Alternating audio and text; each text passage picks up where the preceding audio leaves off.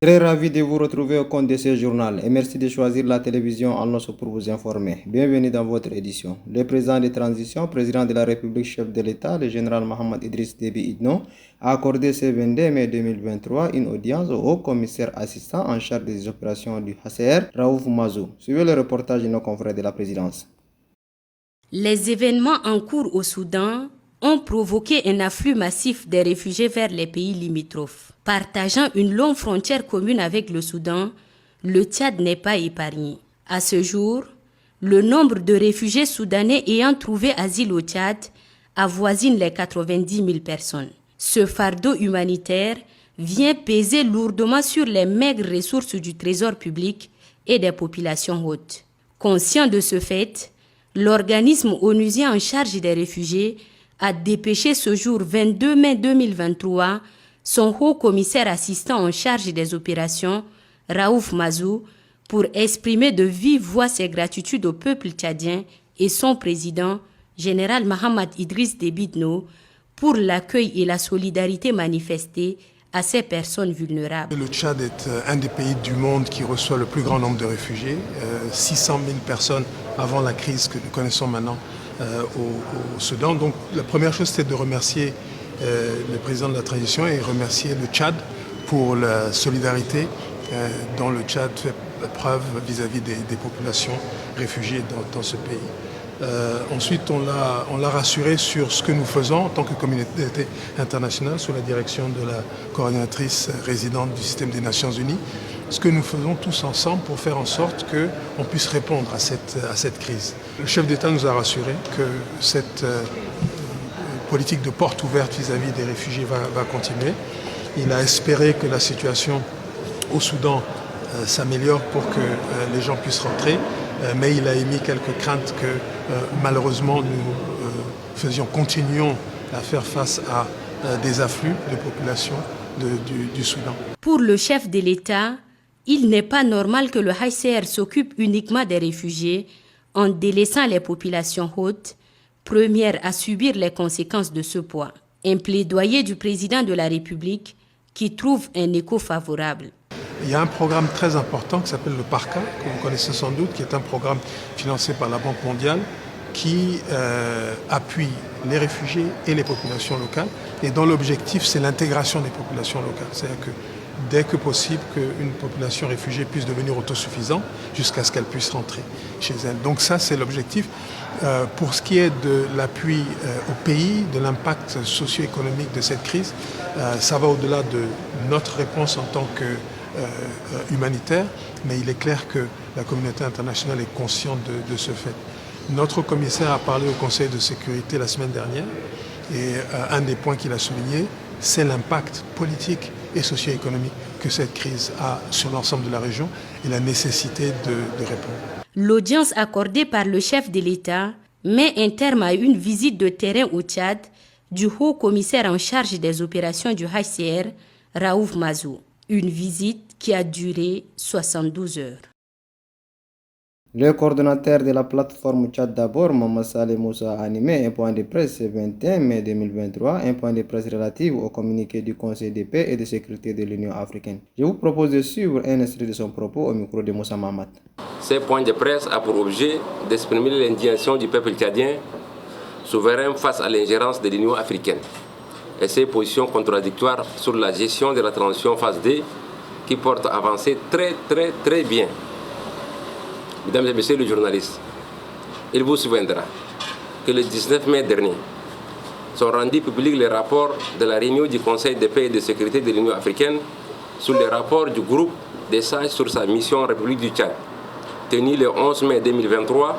Dans ces rapports, 14 recommandations et quelques points interpellent notre conscience en tant que plateforme citoyenne de toutes les forces vives de la nation. D'abord, la plateforme citoyenne Le Tchad d'abord se réjouit du soutien apporté par les CPS à la transition au Tchad, de son approbation de la mise en œuvre des résolutions et recommandations du DENIS, ainsi que de son attachement au respect du délai de 24 mois pour un retour à l'ordre constitutionnel.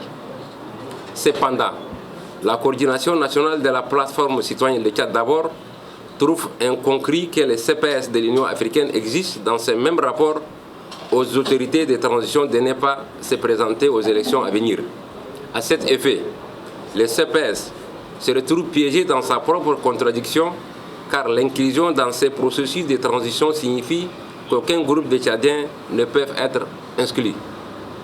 La coordination nationale de la plateforme citoyenne de Tchad d'abord appelle que c'est dans cet esprit que la question de l'éligibilité des autorités actuelles a été résolue et classée for clause par le DENIS, ayant souverainement adopté que soit autorisé à se présenter aux élections futures tout Tchadien qui en remplit les conditions.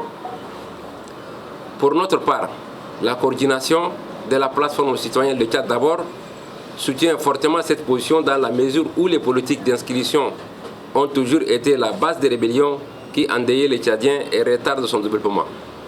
Nous croyons à la souveraineté du peuple tchadien qui seul peut décider par référendum les modalités et les critères pour élire ses dirigeants.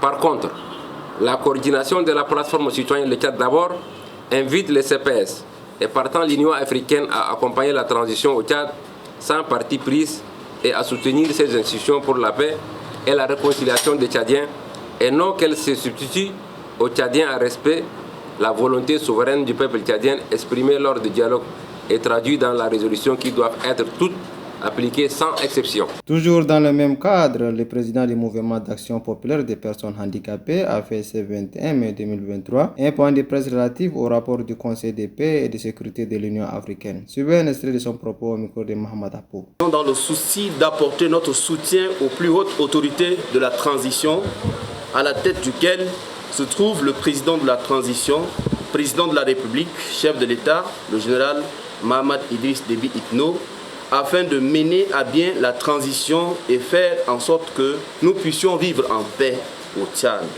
Suite au communiqué numéro PSC-PR-1152-2023 du Conseil de paix et de sécurité de l'Union africaine publié le 11 mai 2023, sur le rapport du comité des sages de l'Union africaine sur sa mission au Tchad, le mouvement d'action aux personnes handicapées tient à féliciter le CPS pour ses positions exprimées au point 2 relatif à la prorogation de 24 mois de la durée de transition, au point 5 saluant l'engagement des autorités de transition en faveur d'un gouvernement dirigé par les civils, au point 6 invitant les autorités de transition à mettre en œuvre les conclusions du dialogue national inclusif et souverain. Exprime son vif étonnement quant à la position du CPS relevée au point 3 qui souligne que les membres des autorités de transition ne doivent pas prendre part aux élections prévues.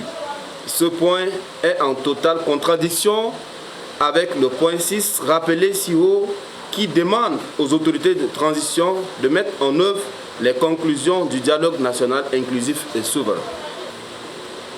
Nous demandons au CPS et à l'Union africaine de faire preuve de sagesse et de discernement en écoutant la voix du peuple africain afin de bâtir une Afrique forte, unie, prospère, conformément à l'agenda 2063, l'Afrique que nous voulons, au lieu de suivre à l'aveuglette les positions dictées par l'étranger.